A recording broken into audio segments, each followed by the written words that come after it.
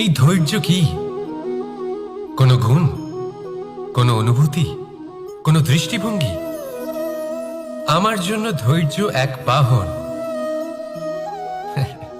আপনি হয়তো ভাবছেন এই কেমন বাহন? বাহন তো ঘোড়া হতে পারে, হাতি হতে পারে, উটও হতে পারে, কিন্তু ধৈর্যকে বাহন বানানো মানে? চলুন আপনাকে একটা কথা বোঝাই। পৃথিবীতে এমন কোনো বাহন নেই যে তার আরোহীকে আছড়ে ফেলেনি। সেটা উট হোক বা হাতি হোক বা ঘোড়া হোক, চলতে চলতে কখনো নড়বড় করেই বসে। তারপর সেই আরোহী পড়ে কারোর পায়, তারপর পড়ে তার নিজের নজরে। কিন্তু ধৈর্যরূপী বাহন কখনো কাউকে ফেলে না, কখনো না। না সেই আরোহী কারোর পায়ে পড়ে, আর না তো নিজের নজরে। কারণ ধৈর্য আপনাকে বিবেক প্রদান করে, বিবেক আপনাকে পরিকল্পনায় সাহায্য করে, আর পরিকল্পনা প্রদান করে আপনাকে শক্তি, আপনার লক্ষ্যের দিকে অগ্রসর হওয়া। বুঝলেন? ধৈর্যকে সঙ্গে রাখুন, নিজেকে আরো ধৈর্যশীল করে তুলুন।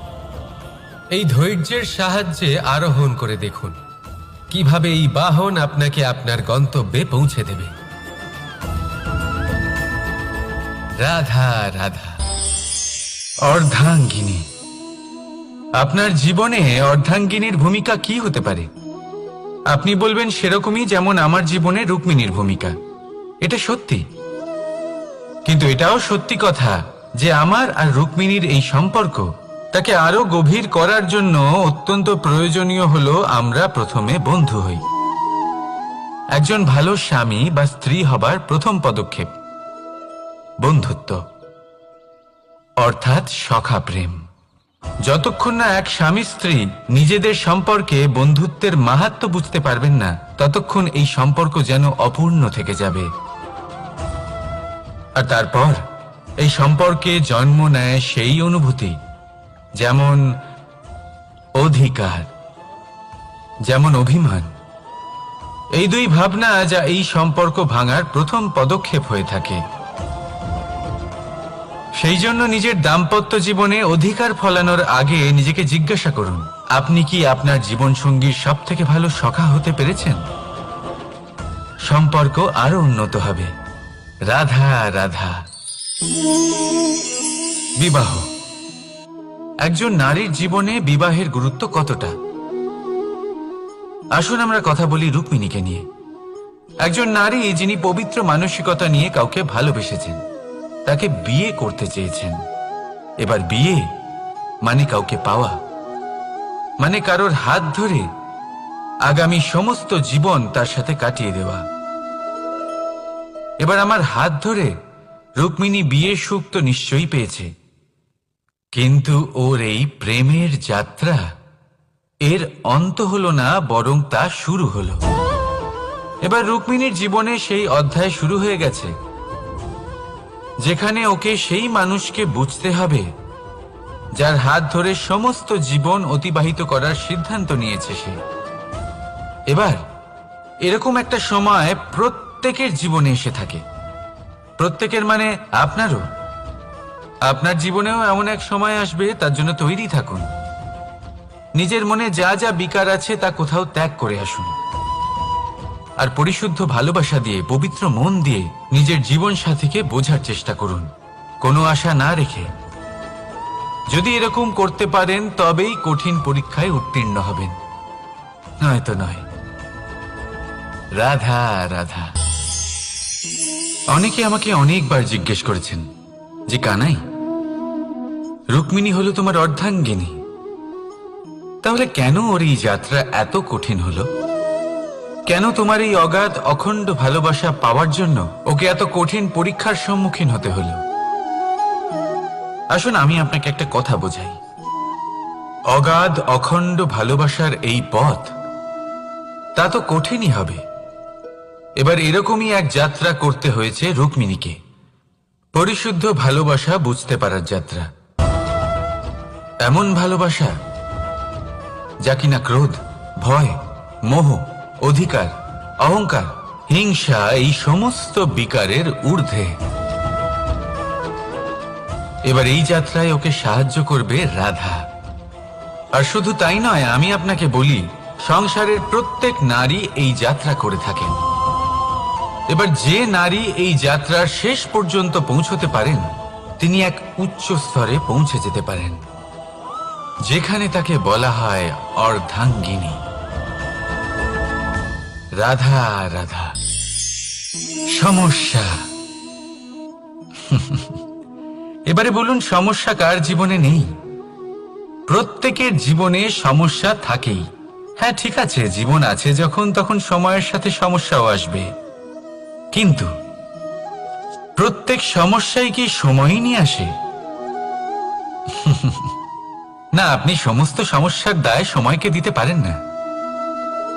বেশিরভাগ সমস্যা তো এমন হয়ে থাকে যাদের আমরা নিজেরাই ডেকে আনি। হে সমস্যা, এসো, আমি তোমার জন্য অপেক্ষা করছি। কিভাবে? এবার এটা নির্ভর করছে আপনার হ্যাঁ বা না এর ওপরে। বেশিরভাগ সমস্যাই এই জন্য আসে যেহেতু আমরা বারবার হ্যাঁ বলতে থাকি, আর বেশিরভাগ সমস্যা এই জন্যই আসে যেহেতু আমরা সঠিক সময় না বলতে পারি না। সেই জন্য না ভেবেচিন্তে কোনো কথা বা কোনো প্রস্তাবে সমর্থন করলে তা আপনাকে খুব বড় বিপদে ফেলে দিতে পারে। সেইখানেই কখনো না না বলতে পারা তা আপনাকে তার থেকেও বড় বিপদে ফেলে দিতে পারে। তাই মনে রাখবেন, এই অত্যন্ত জরুরি শিক্ষা। সব সময় খুব ভেবেচিন্তেই হ্যাঁ বলবেন আর দৃঢ়তার সাথে না বলবেন। আর বিশ্বাস করুন, আপনার জীবন অত্যন্ত সুখময় হয়ে যাবে। তাহলে আসুন আমার সাথে ভালোবেসে বলুন, রাধা রাধা। সাফল্য। সাফল্য এই পৃথিবীতে কে না পেতে চান? প্রত্যেক মানুষ চান যেন সাফল্য নিজে এসে তার কাছে ধরা দেয়। এবার সাফল্য তাদের কাছে এসে ধরা দেয় যারা নিজের পা ধরাতলে রেখে চলেন, যারা স্বপ্নের জগতে বিচরণ না করে বাস্তবের মাটিতে পা রেখে চলেন এবং তাও দৃঢ়তার সাথে। সাফল্য তারা পান না যারা বাড়িতে বসে বসে শুধু স্বপ্ন দেখেন। সাফল্য নিজে থেকে তাদের কাছেই আসে যারা নিরন্তর চেষ্টা করেন, যারা পরিশ্রম করেন আর নিজের এই জীবনকে অন্যের কাছে সফল করে দেখান। তাহলে সিদ্ধান্ত হলো আপনার। সফল সবাই হতে চান, স্বপ্ন সবাই সার্থক করতে চান। স্বপ্ন তখনই সার্থক হয় যখন পরিশ্রম করবেন, আর সাফল্য তখনই আপনার সাথে থাকবে যতক্ষণ আপনি বিনম্র থাকবেন। তাহলে আসুন আমার সাথে ভালোবেসে বলুন, রাধা রাধা। এই পুষ্প দেখতে পাচ্ছেন আপনি? কি সুন্দর এই পুষ্প। সবাই চায় এরকম কোনো এক পুষ্প সে নিজের করে নেবে, নিজের কাছে রাখবে। এবার ভাবুন, এই পুষ্প যে সম্মান পায় তা কিসের জন্য পায়? শুধু কি তাকে সুন্দর দেখতে বলে? আসুন আপনাকে একটা কথা বোঝাই। এই ফুল যখন গাছে থাকে তখন এই রূপ আমাদের আকর্ষণ করে। এই ফুল দিয়ে যদি আপনি মালা বানান, কোনো মূর্তিতে দেন, তাহলে তা সম্মানের নিদর্শন হয়। এবার এই ফুলই যদি আপনি বিছানাতে ছড়িয়ে দেন, তাহলে সেই দৃশ্য দেখে সেই সুবাসে আপনার মন পুলকিত হয়ে ওঠে। কিন্তু ভাবুন, এই পুষ্পই যদি আপনি চিতায় সাজান, তাহলে এই পুষ্পকে আর কেউ সম্মান করে না। একই রকম কথা, সেই একই পুষ্প এক পরিস্থিতিতে সম্মান পাচ্ছে, এক পরিস্থিতিতে নয়। কেন? কারণ এতেই লুকিয়ে রয়েছে একটা গুরুত্বপূর্ণ শিক্ষা। এর সারমর্ম হলো এটাই যে এই সম্মান ব্যক্তি বা বস্তুকে করা হয় না, সম্মান করা হয় সময় এবং পরিস্থিতিকে। এবার এই যে সময়, তা কখনোই আমাদের বশে থাকে না। আমাদের বশে থাকে পরিস্থিতি। আমাদের পরিস্থিতি কেমন হবে তার সিদ্ধান্ত স্বয়ং আমরাই নিই, আর যেরকম আমাদের পরিস্থিতি হবে সেরকমই আমাদের সম্মান করা হবে। তাহলে আসুন আমার সাথে ভালোবেসে বলুন, রাধা রাধা। আপনি কখনো কোনো ঝর্ণার ধারে বসে থাকুন আর সেই ধ্বনি শুনতে থাকুন। আহা হা হা, সেই ধ্বনি মনকে শান্ত করে দেয়, আমাদের মধ্যে এক আনন্দের সঞ্চার করে। একেই আমি বলি নৈসর্গিক সঙ্গীত। কখনো ভেবে দেখেছেন এই সঙ্গীত উৎপন্ন করার জন্য জলকে কত পরিশ্রম করতে হয়, কি না করতে হয়? ভেবে দেখুন সেই জল কোথা কোথা থেকে পড়েছে, কত কত পাথরের সাথে ধাক্কা খেয়েছে, কত তীক্ষ্ণ পাথরের সাথে সম্মুখীন হয়েছে, তাকে কিভাবে পার করেছে, নিজের শরীরের সাথে লেগে থাকা সেই পাথরের সাথে কিভাবে সংঘর্ষ করেছে, কিভাবে সামনে এগিয়েছে। ভাবুন, এই সব কিছু হওয়ার পরেই সেই সঙ্গীত উৎপন্ন হয়েছে। এই ঝর্ণার এই মধুর সঙ্গীত কখনো আপনার কান পর্যন্ত পৌঁছতই না যদি সেই জলের বিরোধিতা করার জন্য সেই পাথর না থাকতো। এর সারমর্ম কি হতে পারে? সারমর্ম হলো একটাই, এই সব বাধার সম্মুখীন হন, এদের থেকে দূরে পালাবেন না, কারণ এই বাধা হলো নৈসর্গিক। সবার জীবনে এই বাধা রয়েছে, তার সম্মুখীন হন, জীবনের সামনে এগোন। আর আপনিও নিজের ভেতর থেকে সৃষ্টি করুন এই নৈসর্গিক সঙ্গীত, আর এই সংসারে ছড়িয়ে দিন শান্তি আর প্রসন্নতা। রাধা রাধা। সংসারে নিয়তি অনেক কিছু নির্ধারণ করে, যেমন প্রত্যেকটি জিনিসের সীমারেখা। শরীরের মধ্যে থাকা জল, তার মাত্রাও এই নিয়তি নির্ধারিত করে রেখেছে।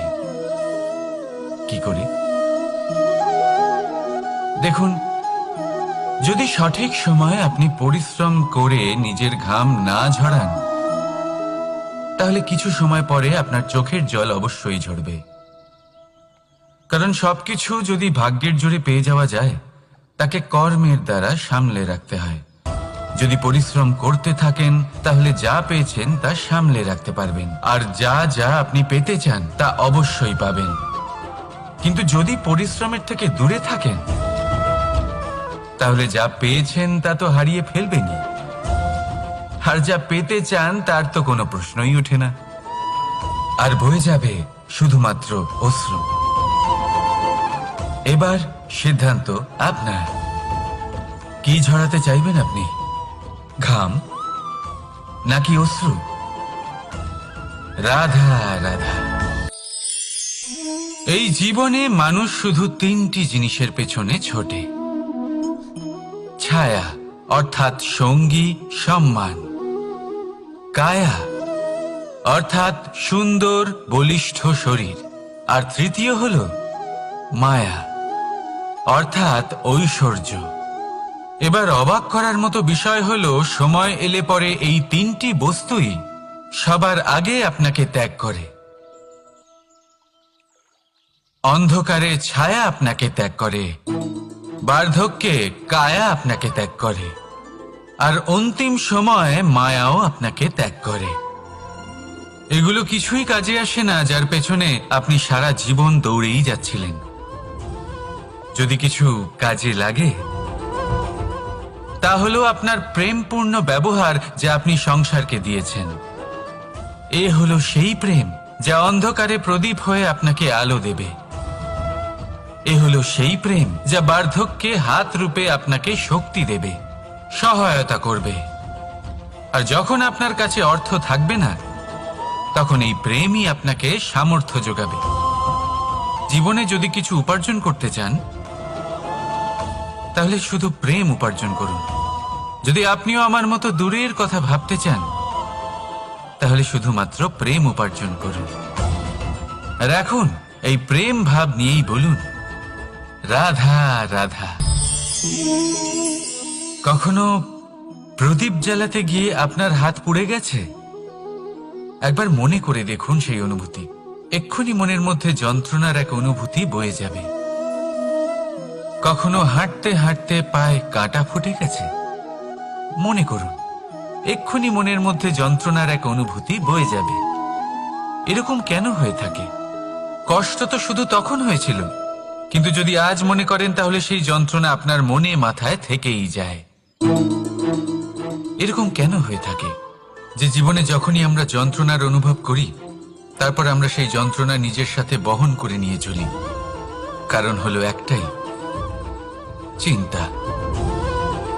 কোনো যন্ত্রণাই এতটা কষ্ট আমাদের দেয় না যতটা কষ্ট এই চিন্তা দেয়।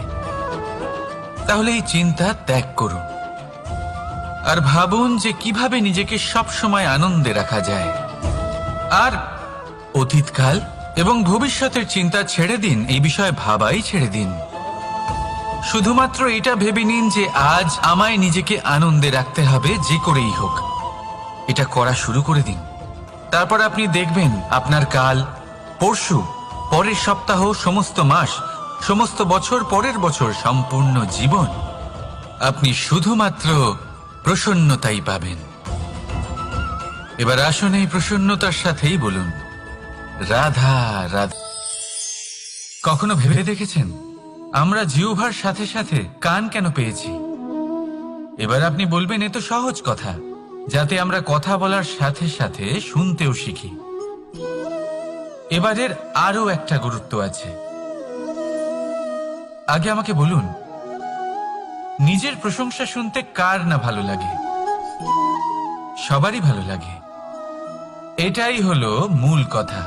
যদি এই কান দিয়ে আপনি নিজের প্রশংসা শুনতে চান, তাহলে সর্বপ্রথম এই জিহ্বা দিয়ে অন্যের প্রশংসা করতে শিখুন। এবার প্রশংসার বিষয়ে একটা অত্যন্ত গুরুত্বপূর্ণ কথা আপনাদের বলি। কখনো যদি কারোর প্রশংসা আপনি করেন, তাহলে সবার আগে সেই ব্যক্তির উৎসাহ বেড়ে যায়। আর তারপর নিজে যদি ভেবে দেখেন, তাহলে নিজের মনেও সন্তুষ্টি আর প্রশান্তি চলে আসে। আর একবার যদি এই মন প্রশান্তিতে ভরে যায়, তারপরে কেউ প্রশংসা করুক বা না করুক, কিচ্ছু যায় আসে না।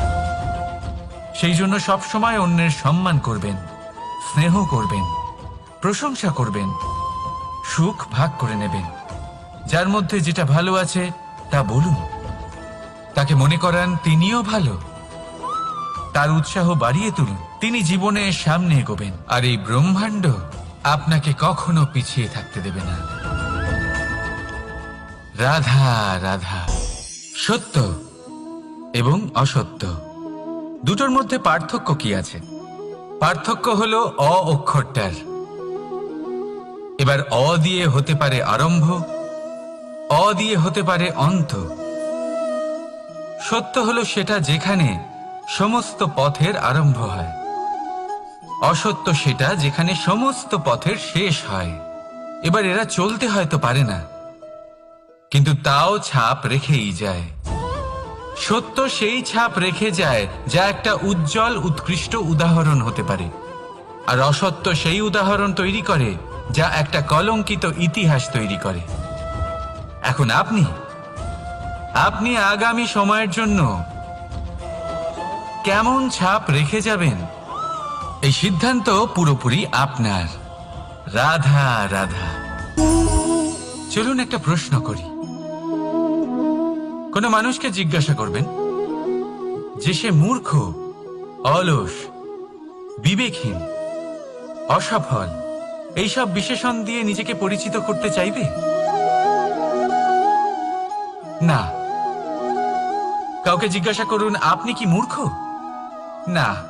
আপনি কি অসফল হয়েছেন? না। আপনি কি বিবেকহীন? না। এবার বলুন, আপনি জীবনে মূর্খ ও বিবেকহীন হবার জন্য কোনো ভালো পরিকল্পনা বানিয়েছেন? উত্তর পাবেন না। কারণ কোনো পরিকল্পনা বানানো হয় না যাতে আপনি মূর্খ বা অসফল হন। মানুষ মূর্খ বা অসফল তখন হন যখন কোনো পরিকল্পনাই থাকে না। দেখুন, একটাই ছোট জীবন, তাকে স্থির করুন যাতে অনেক বেশি সংখ্যক মানুষকে আপনি জুড়ে রাখতে পারেন, অনেক বেশি শান্তি পেতে পারেন, অধিকতর সাফল্য লাভ করতে পারেন, বেশিরভাগ মানুষের পথপ্রদর্শক হয়ে তাদের মঙ্গল করতে পারেন। অসফল হয়ে বাড়িতে বসে থাকার চেয়ে ভালো হলো যে আপনি একটা পরিকল্পনা করে অসফল হন, কারণ তখন আপনার কাছে আরো একটা বিকল্প থাকবে, একটা নতুন পরিকল্পনা বানানোর, তাকে সার্থক করার। কারণ এমন কোনো পরিকল্পনা তো অবশ্যই থাকবে যা আপনাকে আপনার লক্ষ্যে পৌঁছে দেবে, তাই তো? রাধা রাধা। সূর্য কারোর জন্য হলেন শক্তিদাতা ঈশ্বর, আবার কোনো প্যাঁচার জন্য হলো চোখ বন্ধ করে দেওয়ার মতো তীব্র আলো। নদী কারোর জন্য হলো তৃষ্ণা মেটানোর স্রোত, আবার কারোর জন্য বন্যারূপী বিনাশকারী আশঙ্কা। সাগর কারোর জন্য হলো নোনা জলের ভাণ্ডার, আবার কারোর জন্য অগন্তি প্রাণী জগতের সম্ভার। প্রশ্ন হলো, প্রত্যেক ব্যক্তির জন্য প্রত্যেক অনুভূতি বা বস্তুর সারমর্ম আলাদা কেন হয়ে থাকে? যা কারোর জন্য হলো বিষ, তা অন্য কারোর জন্য অমৃত কেন? যা কারোর জন্য অমৃত, তা অন্যের জন্য বিষ কেন? উত্তর বড়ই সোজা। আমরা বস্তু বা অনুভূতিগুলিকে সেভাবে দেখি না যেরকম তা হয়ে থাকে। আমরা বস্তু বা অনুভূতিকে সেভাবে দেখি যেরকম আমরা হয়ে থাকি। এবার এর উপায় কি হতে পারে? নিজেকে পরিশুদ্ধ করুন, সব কিছুই শুদ্ধ হবে। রাধা রাধা। প্রেম, ঘৃণা, এই দুই হলো একই শব্দ। কিভাবে? দেখুন না, দুটোতেই আড়াই অক্ষর রয়েছে। দুটোই হলো সেই অনুভূতি যা আমাদের মনের সাথে জড়িত, আর এই দুই অনুভূতির সাথেই জড়িত মানুষ আমাদের জন্য গুরুত্বপূর্ণ। পার্থক্য শুধু এটাই যে প্রেম পায় সম্মান আর ঘৃণাকে করা হয় অবজ্ঞা। এরকম কেন? কারণ প্রেম হলো সেই অনুভূতি যেখানে মানুষ সব কিছু দিয়ে দিতে চায়, সব কিছু লুটিয়ে দিতে চায়। সেখানে ঘৃণা হলো এমন অনুভূতি যেখানে মানুষ সবকিছু কেড়ে নিতে চায়, সবকিছু জিতে নিতে চায়। তাও প্রেমের অনুভূতি কখনো আপনাকে হারতে দেয় না, আর ঘৃণার অনুভূতি কখনো আপনাকে জিততে দেয় না। এবার কি করবেন আপনি? একটাই জীবন। ঘৃণার সাথে বাঁচবেন নাকি প্রেমের সাথে? আমি তো প্রেমকেই চয়ন করব। রাধা রাধা।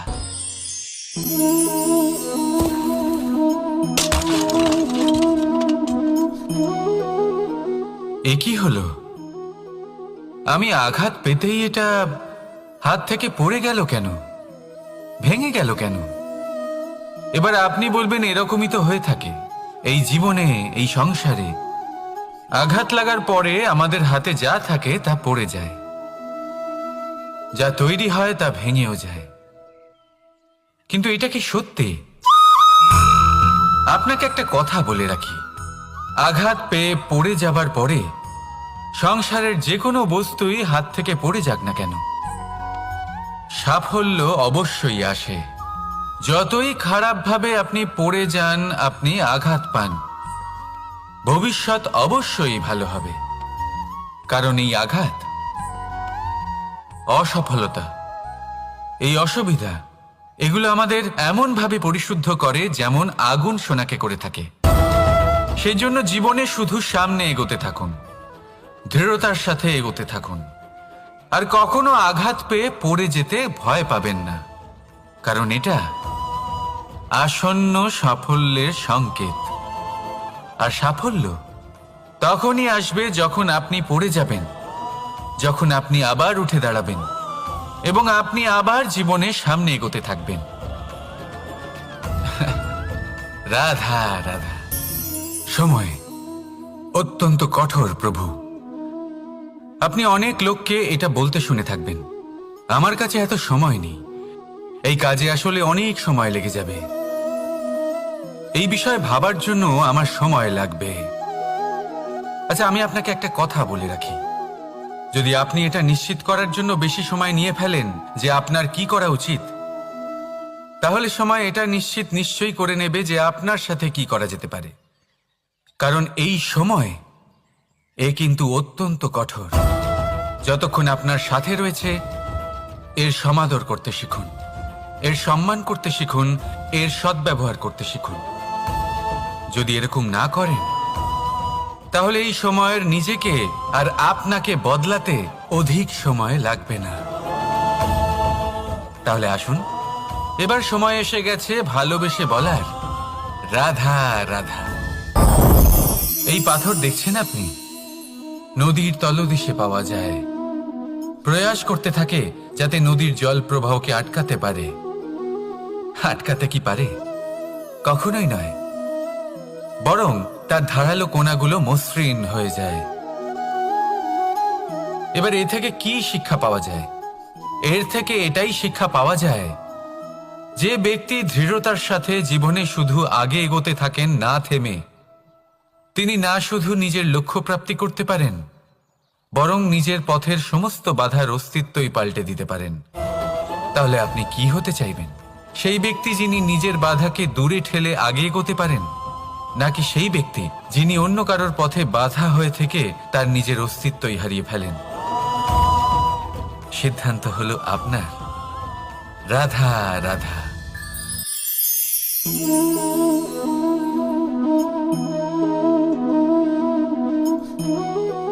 এই শুকনো পাতা দেখতে পাচ্ছেন?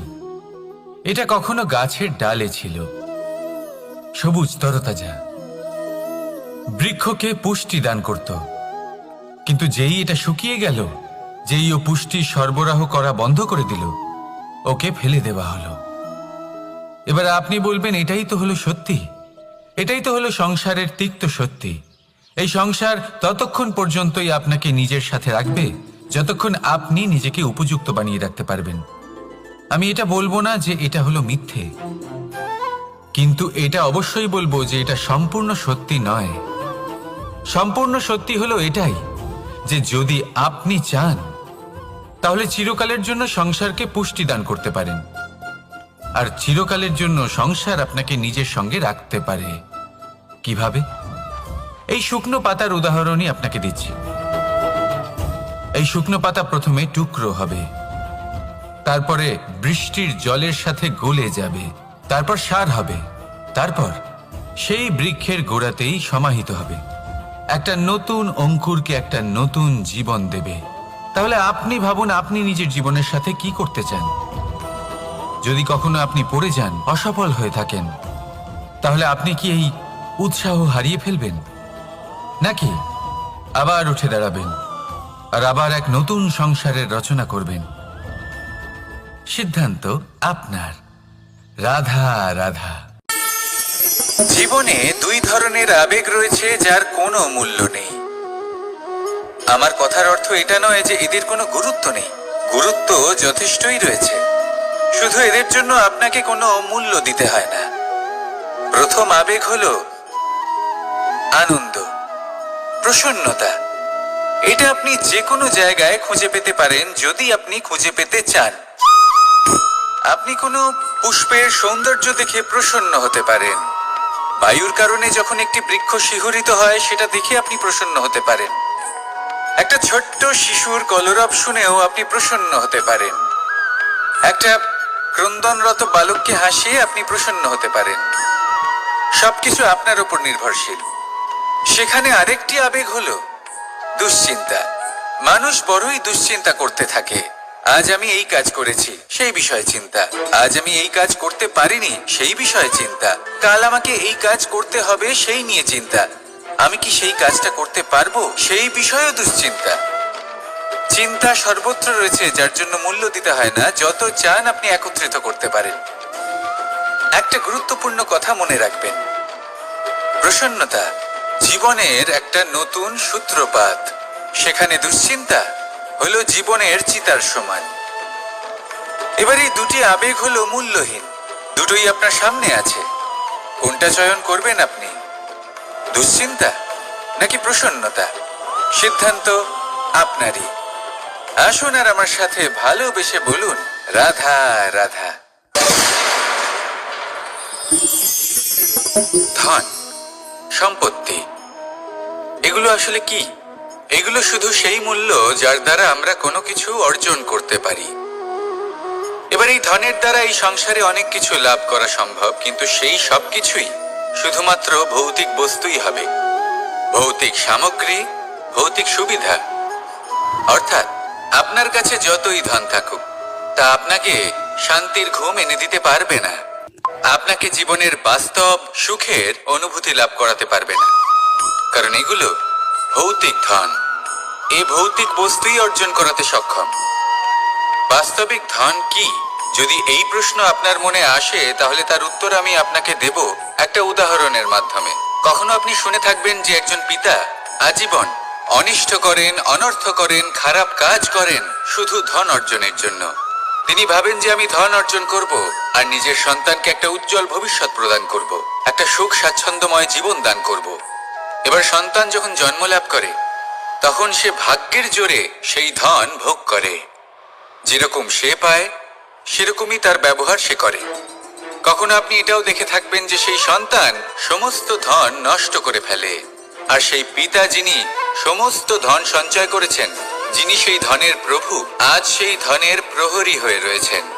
এবার এরকম কেন হয়? এরকম তখনই হয় যখন সেই পিতা বুঝতেই পারেন না যে তার জীবনের আসল ধন কি। সেই আসল ধন তার সন্তানকে সে দিতেই পারে না। যদি পিতা তার সন্তানকে কর্মের জ্ঞান দিতে পারেন, উচিত কোনটা অনুচিত কোনটা সেই শিক্ষা দিতে পারেন, সংস্কারের প্রকৃত শিক্ষা দিতে পারেন, তবে সেটা ধনের থেকে অনেক বেশি গুরুত্বপূর্ণ। এটাই হলো জীবনের বাস্তব ধন।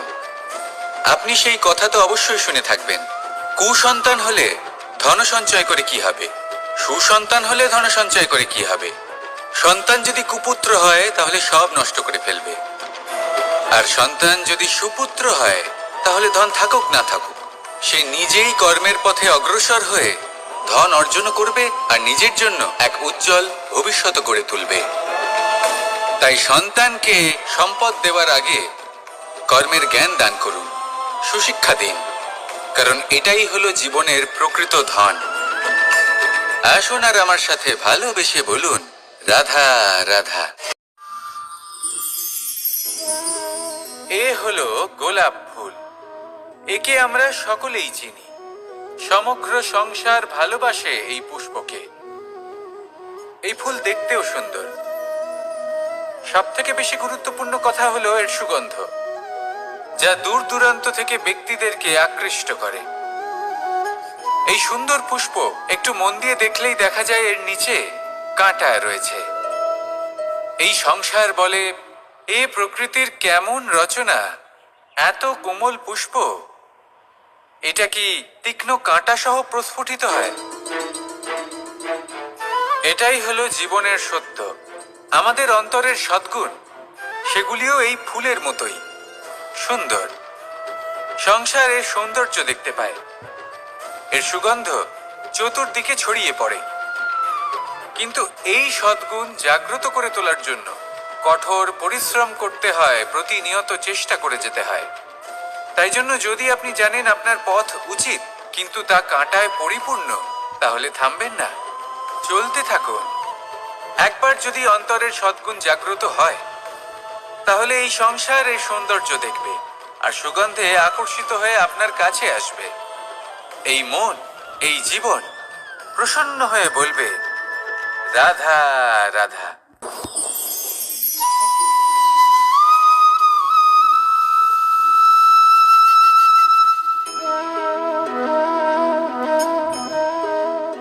মোহনের বাঁশির এই সুর, এই সঙ্গীত কার না পছন্দ হয়, সবারই খুব ভালো লাগে। এবার এই সুর আসে কোথা থেকে? কেউ বলবেন কৃষ্ণের হৃদয় থেকে।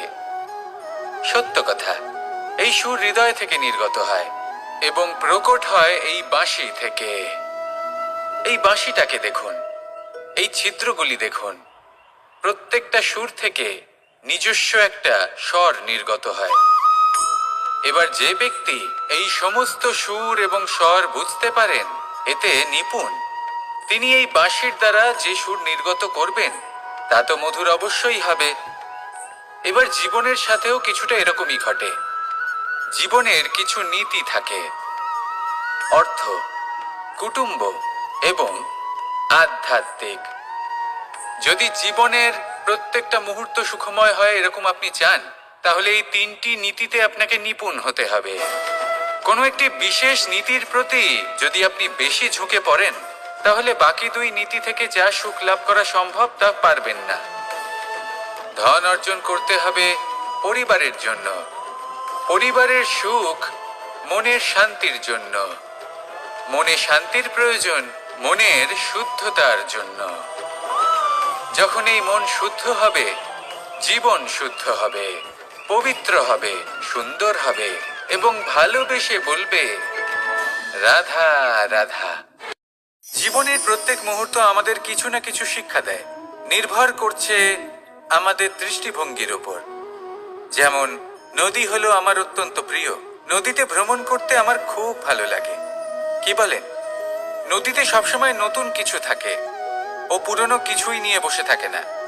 সব সময় প্রবাহমান, কখনো থামে না। ততক্ষণ থামে না যতক্ষণ না সাগরে গিয়ে সমাহিত হচ্ছে। ঠিক এইভাবেই আমাদেরও উচিত নিজের জীবন অতিবাহিত করা, নদীর মতো। প্রত্যেক মুহূর্ত নতুন, তাই সেইভাবেই জীবন যাপন করুন। পুরনো কিছুই একত্রিত করে রাখবেন না, বিগত স্মৃতির মাঝে নিজেকে হারিয়ে ফেলবেন না। এই যে বর্তমান, এই যে মুহূর্ত, সেটাই হলো সর্বশ্রেষ্ঠ। এর মাঝেই জীবন যাপন করুন, নদীর মতো প্রবাহমান হতে শিখুন। আপনি শিখে গেলে তাহলে মনে রাখবেন, আমার আপনার মাঝে বিচরণ করতে বড়ই ভালো লাগবে। যে ব্যক্তি আনন্দের সাথে জীবনের প্রত্যেকটা মুহূর্ত অতিবাহিত করে কোনো চিন্তা ছাড়াই, প্রবাহমান হয়, কখনোই থামে না, যতক্ষণ না মুক্তি লাভ করছেন, এমন ব্যক্তির মধ্যেই রাধাকৃষ্ণ বসবাস করেন। তাহলে আসুন আমার সাথে ভালোবেসে বলুন, রাধা রাধা। সূর্যের প্রকাশ অন্ধকারকে দূর করে দেওয়া সেই মহানায়ক। এই সূর্যের প্রকাশ যখন পৃথিবীতে এসে পৌঁছয়, কি হয়? এই পৃথিবী জেগে ওঠে, প্রত্যেক প্রাণী জেগে ওঠে, মানুষ জেগে ওঠে, নিজের কর্ম করেন, জীবন যাপন করেন।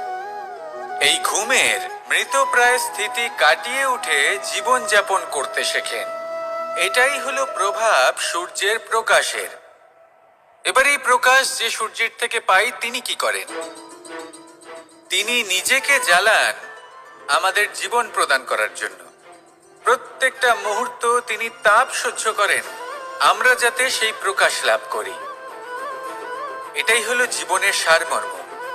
যদি আপনিও এই সংসারে প্রকাশ ছড়িয়ে দিতে চান, তাহলে আপনাকেও তপ্ত হতে হবে, নিজে জ্বলতে হবে, সেই কর্ম করতে হবে যেটা কঠিন হতে পারে কিন্তু আসলে শ্রেষ্ঠ। তবেই এই সংসারের সেবা করতে পারবেন, সংসারকে পথ দেখাতে পারবেন। নিজের অন্তরের প্রকাশ জাগ্রত করুন, তবেই সেই সকল ব্যক্তি যারা পাপের অন্ধকারে নিমজ্জিত হয়ে আছেন, তারা জাগ্রত হবেন।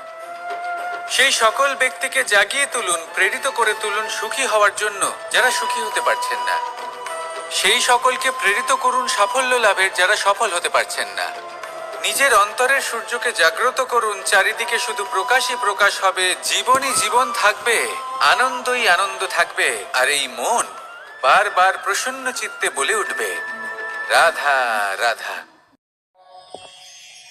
মানুষ কখনো কখনো সময়কে নিয়ন্ত্রণ করতে চেষ্টা করে, কখনো কখনো সময়ের গুরুত্ব বুঝতে পারে না। এটা ভাবে যে এই কিছু মুহূর্ত কেটে যাক, একে অতিবাহিত করি, তাহলে কি বা হবে?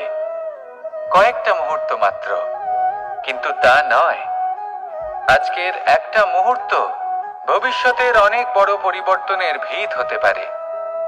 আজকের একটা মুহূর্ত আপনার ভবিষ্যৎকে উজ্জ্বল করে তুলতে পারে। সেই জন্য ছোট ছোট মুহূর্তগুলিকে অদেখা করবেন না, সময়কে কাজে লাগান, পূর্ণরূপে কাজে লাগান। এবার যদি আপনি কাউকে সাহায্য করতে চান আর সেই কারণেই যদি থেমে থাকেন, তাহলে ঠিক আছে, কারণ আপনি কাউকে সাহায্য করে তার জীবনকে আরো ভালো করে তুলতে চাইছেন, আরো শ্রেষ্ঠ করতে চাইছেন। এই পুণ্য, এই কর্ম ফিরে আপনার কাছেই আসবে আর আপনার জীবনকে শুভ করে তুলবে। কিন্তু যদি আপনি আলস্যের কারণে থেমে থাকেন এবং কিছুই না করেন, সময় নষ্ট করেন, তাহলে কিন্তু একটাই ঘটনা ঘটবে, আপনার ভবিষ্যৎ বিপদগ্রস্ত হয়ে পড়বে, আর কিছুই নয়। সেই জন্য এটা বোঝা প্রয়োজন যে কখন থামতে হবে এবং কেন থামতে হবে। যদি আপনার থামার কারণ এবং সময় অনুচিত হয়ে থাকে, তাহলে আপনার ভবিষ্যৎ কখনোই উচিত হতে পারে না। সেই জন্য সময়কে সম্মান করুন আর পূর্ণ ব্যবহার করতে শিখুন। আর আমার সাথে ভালোবেসে বলুন, রাধা রাধা। জীবনে সবসময় সেটা হয় না যা আমরা চাই, তেমন ভাবে হয় না যেমন ভাবে আমরা চাই। এবার তাতে আমরা দুঃখ পাই, নিরাশ হয়ে পড়ি। ভাগ্যকে দোষ দিই অথবা অন্য কাউকে বা নিজেকে, কিন্তু সত্যটা কি সেটা আমাদের জানতে হবে। এই সংসার নির্মিত হয়েছে পাহাড় দ্বারা এবং পাথর দ্বারা, তাই প্রত্যেক স্থানে ছোট ছোট ছোট ছোট নুড়ি পাথর তো অবশ্যই থাকবে। এগুলো এড়িয়ে যাওয়া সম্ভব নয়, আর এই কথাটা আমরা সকলে জানি। এবার এইভাবেই আমাদের জীবনে নানান রকমের সমস্যা লেগেই থাকে। এর হাত থেকে কোনোভাবেই নিস্তার পাওয়া সম্ভব নয়। একটা সমস্যা এড়াতে যান, দ্বিতীয় চলে আসবে, দ্বিতীয় সমস্যা এড়াতে যান, তৃতীয় চলে আসবে। কিন্তু সমস্যা জীবনে থাকবেই, আর আপনাকে সাহায্য করার জন্যই থাকবে কোনো না কোনো রূপে। আপনার চারপাশে পাথর আছে, এটা আপনার উপর নির্ভরশীল আপনি কি করবেন, কোন পথে অগ্রসর হবেন এবং কিভাবে অগ্রসর হবেন। এবার দেখুন, এটা তো সবসময় সম্ভব নয় যে আপনার পদতলে ফুলের চাদর থাকবে, এটা তো অসম্ভব। সেই জন্য উচিত এটাই হবে যে আপনি পাদুকা পরিধান করে জীবনে অগ্রসর হন। এর সারমর্ম এটাই, যখনই জীবনে সমস্যা আসবে দৃঢ় হয়ে সম্মুখীন হন এবং এটা বোঝার চেষ্টা করুন যে এই সমস্যা জীবনে কেন এলো, কি শিক্ষা দিয়ে গেল। আপনার মধ্যে দোষ অবশ্যই থাকবে, তাকে গুণে পরিবর্তিত করুন। এই জীবন আরো বেশি সহজ সরল হবে এবং প্রসন্ন হয়ে বলবে, রাধা রাধা। মধু কারই না পছন্দ বলুন তো? অত্যন্ত সুস্বাদু হয় এই মধু, মিষ্টি খেতে হয় এবং তার শক্তিও প্রদান করে, এবং প্রত্যেকটি মিষ্টি পদার্থের মতোই এতেও খুব তাড়াতাড়ি পিঁপড়ে ধরে যায়। অন্যদিকে যদি নুনকে দেখি, তাহলে বছরের পর বছর রাখলেও এতে পিঁপড়ে ধরে না। এবার যদি কথা বলি বন্ধুত্বের, তাহলে বন্ধুত্ব নুনের মতো হওয়া উচিত, মধুর মতো নয়। যারা সামনে এলে শুধুমাত্র মধুর মধুর কথা বলবে, পরে এতে পিঁপড়ে ধরে যাবে, এটা নুনের মতো হওয়া উচিত। প্রকৃত বন্ধু হলো সে যে সময় এলে পরে আপনার সামনে আপনার প্রকৃত সত্য তুলে ধরবে, তা সে যতই কঠিন হোক না কেন। আপনার দোষ, আপনার অপগুণ, আপনার খামতি আপনাকে বলতে পারবে, যাতে আপনি সেগুলো শুনে মেনে নিয়ে তারপর নিজেকে শুধরোতে পারেন। এটাই হলো প্রকৃত বন্ধুত্ব। কখনো নিজের জীবনের আশেপাশে মন দিয়ে দেখবেন, অনেক সময় এমন মানুষ থাকেন, অনেক বন্ধু থাকেন, যাদের দেখে আমাদের মনে হয় যে এনারা খুব কঠোর, এনাদের কথা খুব কটু। কিন্তু বেশিরভাগ এমন মানুষের মনটা যদি বুঝতে পারেন, তাহলে দেখবেন তাতে কোনো মালিন্য নেই, এনাদের মন অত্যন্ত পবিত্র হয়। যদি আপনার জীবনেও এমন কোনো ব্যক্তি থেকে থাকে, এমন বন্ধু থাকে, তাহলে তাদের আগলে রাখুন আর আমার সাথে ভালোবেসে বলুন, রাধা রাধা। মাঝে মাঝে কিছু মুহূর্তের জন্য চোখ বন্ধ করে ধ্যানের বেদিতে বসে ধ্যান করতে চেষ্টা করুন, আর বোঝার চেষ্টা করুন যে আমরা সর্বপ্রথম কি দেখতে পাচ্ছি, কি অনুভব করছি। আপনি দেখতে পাবেন সবার আগে আপনার চোখের সামনে আপনার দুষ্কর্মগুলিকে, আপনার লুকিয়ে থাকা ক্রোধ, অন্তরের যন্ত্রণা, ভয়, নিরাশা, এই সব কিছুই সবার আগে দেখতে পাবেন আপনি। আর এই সব কিছুই আমাদের দুঃখের কারণ হয়ে ওঠে। এই সব কিছুর সারমর্ম কি? সারমর্ম শুধু একটাই, সেটা হলো এই যে আমাদের এই মন তা কিন্তু দুষ্কর্ম পছন্দই করে না। আমাদের এই মন একটা সুখময় জীবন যাপন করতে চায়, সৎকর্ম করতে চায়। তাই এটাই করুন, শুভ চিন্তা করুন, শুভ কর্ম করুন, ইতিবাচক মনোভাব নিয়ে জীবনে অগ্রসর হন। তারপর চোখ বন্ধ করে অন্তরে দেখতে থাকুন, দুঃখের আভাসই পাবেন না। এই মন প্রসন্নতা এবং প্রেমের দ্বারা পূর্ণ হবে এবং বারবার বলে উঠবে, রাধা রাধা। কনক, কি সুন্দর একটা শব্দ। এর অনেকগুলো রূপ রয়েছে, অনেকগুলো অর্থও রয়েছে। প্রথম অর্থ হলো স্বর্ণ, অর্থাৎ সম্পত্তি। দ্বিতীয় অর্থ ধুতুরা, অর্থাৎ গাছের ছোট একটা বীজ যা কিনা অত্যন্ত শক্তিশালী হয়। যদি বেশি মাত্রায় এর প্রয়োগ করা হয় তাহলে এটা বিষময় হয়ে উঠতে পারে। এই হলো সেই ধুতুরা যার প্রয়োগ মহাদেবের পুজোতে করা হয়। এবার প্রশ্ন হলো এটাই যে এই স্বর্ণ এবং এই ধুতুরার মধ্যে মিল কি রয়েছে। মিল হলো এটাই যে এই দুটোই মানুষকে মত্ত করে তোলে। ধুতুরা মানুষকে তখন মত্ত করে যখন তাকে সেবন করা হয়, কিন্তু স্বর্ণ, ধন, সম্পত্তি মানুষ এটা যতটাই অর্জন করে নেয় সেটাই যথেষ্ট। এই স্বর্ণ মানুষের ভাবনা চিন্তা করার ক্ষমতাকে বশ করে ফেলে। মানুষ সম্পত্তির লোভে মত্ত হয়ে ওঠে, কারণ যে যত চমৎকারী, যতটা অমূল্য হয় তাকে সামলানো কিন্তু ততটাই কঠিন, তাই না? তাই মনে রাখবেন, ধন, স্বর্ণ, সম্পত্তি এগুলো ধুতুরার থেকেও অনেক বেশি বিষাক্ত হতে পারে। তাই এর ওপর আত্মসংযমের একটা কবচ পরিয়ে রাখবেন এবং বিবেকের শক্তির সাথে এগুলো প্রয়োগ করুন, তবেই কল্যাণ হবে। আসুন আমার সাথে ভালোবেসে বলুন, রাধা রাধা। দিশা আমাদের পথ প্রদর্শন করে, আর আমরা এই দিশার মধ্যেও পবিত্র অপবিত্র, শুভ অশুভ জিনিস খুঁজে পাই। কিন্তু প্রশ্ন হলো এটাই যে সত্যি কি এই দিশা পবিত্র বা অপবিত্র হয়, শুভ বা অশুভ হয়? সত্যি কথা বলতে দিশা শুধুই একটা দিক মাত্র, কিন্তু সেই দিকে যে ব্যক্তি থাকেন তার কর্ম হয় শুভ হয়, নয় অশুভ হয়। যেমন ধরুন সূর্য, যাকে ছাড়া আমাদের জীবন চলতে পারে না, উনি উদিত হন পূর্ব দিক থেকে, এবং এই কারণে সূর্য মহান নন বা পবিত্র নন যে উনি পূর্ব দিক থেকে উদিত হন। উনি এই কারণে মহান কারণ উনি আমাদের সকলকে প্রকাশ প্রদান করেন, এবং পূর্ব দিক এই কারণে মহান কারণ সেদিক থেকে সূর্যোদয় হয়। এবার সূর্যাস্ত হয়ে থাকে পশ্চিম দিক থেকে, আর তাই বেশিরভাগ মানুষ পশ্চিমকে অশুভ মনে করেন, অপবিত্র মনে করেন। সেখানেই যদি আমি উত্তর এবং দক্ষিণের কথা বলি তাহলেও সেই একই ব্যাপার। উত্তর দিকে যদি আমরা কখনো যাত্রা করতে চাই তাহলে আমরা নিঃসংকোচে কোনো ভাবনা চিন্তা ছাড়াই যাত্রা করতে পারি। সেখানেই দক্ষিণ দিকে যদি আমরা যাত্রা করতে চাই তাহলে আমরা শুভ মুহূর্ত খুঁজি। কারণটা কি? কারণ উত্তর দিকে হিমালয় পর্বত আছে, যেখানে আমরা জড়িবুটি খুঁজে পাই, যেখান থেকে পবিত্র নদী প্রবাহিত হয়।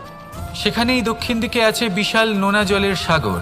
এমন একটা স্থানও আছে যেখানে লঙ্কাপতি রাবণ থাকতেন।